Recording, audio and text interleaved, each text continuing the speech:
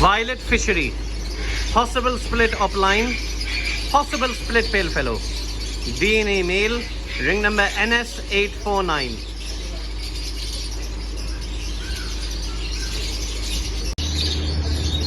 Pablu Ewing, DNA male, ring number 160 और उसके साथ एक blue fishery DNA female, ring number 856। इस जोड़े में से आपके पास ब्लू फिशरी, पाब्लू फिशरी, ब्लू यूविंग, पाब्लू यूविंग आएंगे और इन दोनों बर्ड्स की उम्र 4 महीने के करीब है।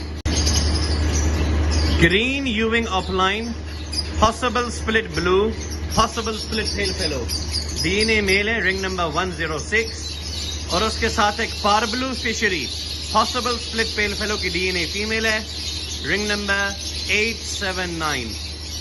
अब इस जोड़े में से बहुत कुछ निकल सकता है, सारे के सारा डिपेंड करता है लक के ऊपर।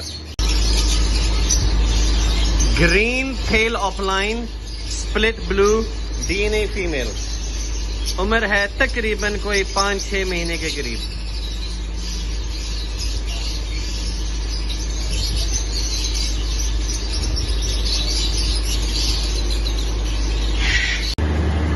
Green Ewing, split blue 1, blue 2, possible split of line, DNA male, ring number NS625 और उसके साथ एक violet fishery की DNA female है, ring number 14।